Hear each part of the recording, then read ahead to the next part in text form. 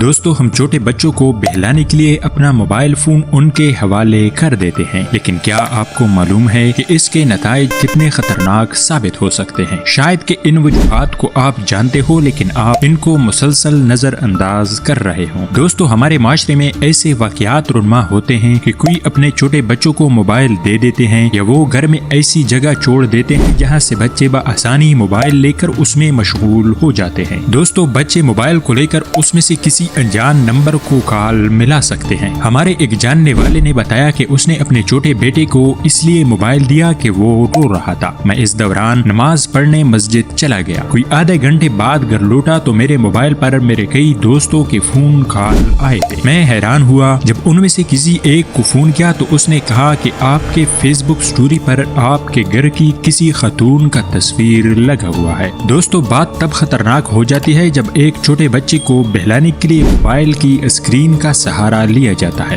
بچے کا ذہن جس کے لیے ہر رنگ برنگی اور حرکت کرتی چیز کشش اور سکون کا باعث ہوتی ہے، وہ اس کی جانب کھینچ جاتا ہے اور رفتہ رفتہ اس کا عادی ہو جاتا ہے۔ والدین اس بات کو سکون سمجھ کر سکھ کا سانس لیتے ہیں، بنا یہ جانے کہ وہ خود اپنے بچے کے لیے ایک ایسا شکنجہ تیار کر رہے ہیں جس سے نکلنا ناممکن تو نہیں لیکن مشکل ضرور ہے۔ ایک تحقیق کے مطابق بچوں کا ذہن بڑوں کے مقابلے میں دوگنا ریڈیو ایکٹیو جذب کرتا ہے، اور یہی لہریں بون میرو بڑوں کے مقابلے میں 10 گنا زیادہ جذب کرتا ہے۔ اس لیے موبائل اسکرین کا ابتدائی عمر میں استعمال اور بے تحاشا استعمال بہت سی بیماریوں کا سبب بن سکتا ہے۔ اس لیے اپنے موبائل کو بھی بچوں کی پہنچ سے دور رکھا کریں۔